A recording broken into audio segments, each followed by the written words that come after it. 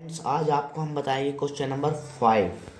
Question number 5 में क्या लिखा हुआ है, यूक्लिड विभाजन परिमेय का प्रयोग करके दर्शाइए कि किसी धनात्मक पूर्णांक का घन 9m 9m+1 या 9m+8 के रूप का होता है 9m+1 या 9m+8 के रूप का होता है।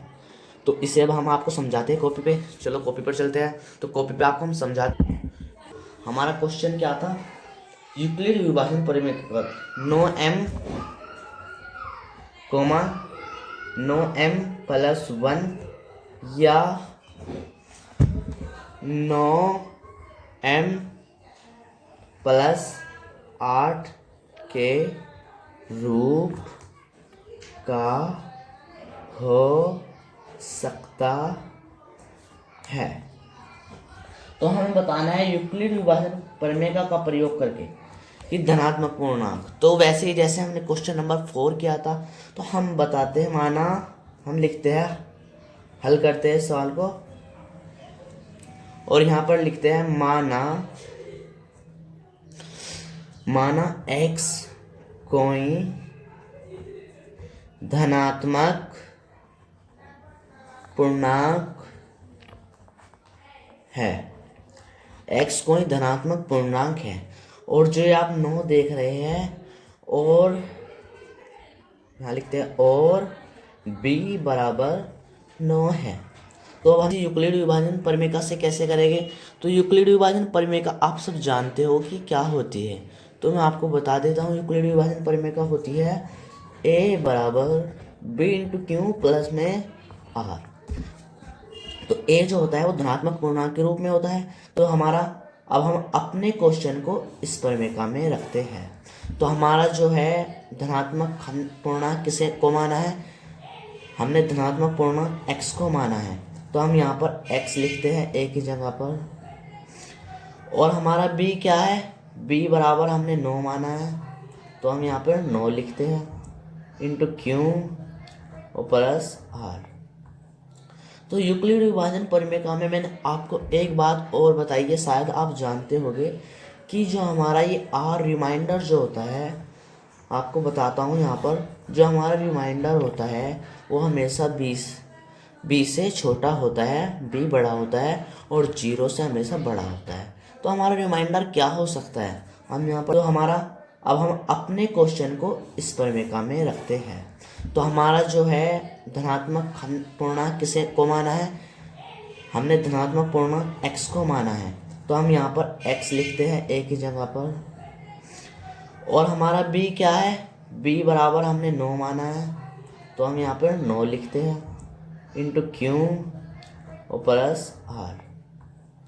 तो यूक्लिड विभाजन परिमेय में मैंने आपको एक बात और बताई है, शायद आप जानते होंगे कि जो हमारा ये r रिमाइंडर जो होता है, आपको बताता हूँ यहाँ पर, जो हमारा रिमाइंडर होता है वो हमेशा 20 से छोटा होता है, b बड़ा होता है, और 0 से हमेशा बड़ा होता है। तो हमारा रिमाइंडर क्या हो सकता है, हम यहाँ पर लिखते हैं संभाव शेषफल।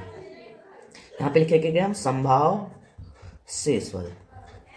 तो संभाव शेषफल क्या हो सकता है, सोचते हैं हम 0 से तो बड़ा होना चाहिए और b से छोटा। तो 0 से बड़ा क्या होता है, 1 होता है, 2 होता है, 3 होता है, 4 होता है, और b से छोटा होना चाहिए। तो b हमारा क्या है, 9, तो 9 से छोटा होना चाहिए। 5 भी हो सकता है, 6 भी हो सकता है, 7 भी हो सकता है, 8 भी हो सकता है, लेकिन 9 नहीं हो सकता, क्योंकि 9 b से हमेशा छोटा होता है। तो ये हमारे सब संभाव शेषफल है। तो चलो आपको बताता हूँ अब कैसे हमें आगे से करना है। तो आगे करना है कैसे, वो मैं आपको बताता हूँ। पहले हम इस परिमेय में, इस वाले परिमेय में हम r की जगह पर पहले 0 रखकर देखते हैं। तो x की जगह पर x और 9 की जगह पर 9, केवल r की जगह पर 0 रख देनी है। इस r की जगह पर यहाँ पे 0 रख देनी है। तो आप सब ने यहाँ पर 0 रख दी, आपने देख लिया। कैसे करना है वो बता रहा हूँ। तो 0 रखने पर पहले हम इस वाले को ही करेंगे। तो इस क्वेश्चन में लिखा हुआ है पूर्णांकों का घन। मैंने आपको क्वेश्चन बताया पूर्णांकों का घन। तो घन क्या होता है, घन होता है क्यूब, जैसे 4 की क्यूब 3, इसे घन कहते हैं। तो घन तो यहाँ पर हम लिखेंगे दोनों ओर का घन करने पर। तो दोनों ओर का घन कर लेते हैं, दोनों ओर का घन कर लेते हैं। तो दोनों ओर का घन x का घन करते हैं बराबर 9 क्यों का घन करते हैं और प्लस में 0 का घन करते हैं। तो x का घन क्या होगा, x की क्यूब। 9 का घन क्या होगा, 9 9 81 और 81 की गुना फिर 9 में करेंगे। घन का मतलब होता है 9 का घन ये होता है, तो 9 नियम 81 और गुना 9, ये हमारा रफ कार्य है। तो 81 गुना 9 करते हैं अब, 9 एकम 9 और 9 8 72, तो 729 हमारा आ चुका है। तो हम यहाँ लिखते हैं 729। और क्यों की क्यूब क्या होती है, क्यों की क्यूब क्यों ही होती है, तो प्लस 0 प्लस में नहीं लिखते इसलिए इसे छोड़ देते हैं। तो अब हमें इसे कैसे करना है, ये हमारा 729 क्योंकि क्यूब आ चुका है, तो 729 को हम किस तरह लिख सकते हैं वो मैं आपको बता रहा हूँ। 700 x की क्यूब बराबर, अब हम 729 को किस तरीके से लिखेंगे कि हमारा आंसर आ जाए। क्वेश्चन में देखो क्या पूछा गया है कि 9m, तो 9m कैसे करना है, तो इसको हम लिख सकते हैं 9 गुना 81 लिख सकते हैं हम 729 को, और क्योंकि क्यूब बात हुई है 81, यहाँ आपने देखा है 81 गुना 9 729 होते हैं, तो हमने यहाँ पे भी 9 गुना 81 क्यों कर दिया है। तो अब हम इसको m मान लेते हैं 81 क्योंकि क्यूब को, जैसे हमने क्वेश्चन नंबर 4 में माना था। तो ये m है, तो यहाँ पर लिखते हैं जहाँ 81 क्योंकि क्यूब घन m है। तो अब हम यहाँ पर लिख देते हैं x की क्यूब बराबर 9 और ये हमने लिख दिया कि ये पूरा m है, तो 9m। तो देखिए हमारा आंसर आ चुका है। इसने पूछा था कि 9m के रूप का हो सकता है क्या, तो 9m के रूप का हो चुका है, तो एक आंसर तो हमारा आ चुका है।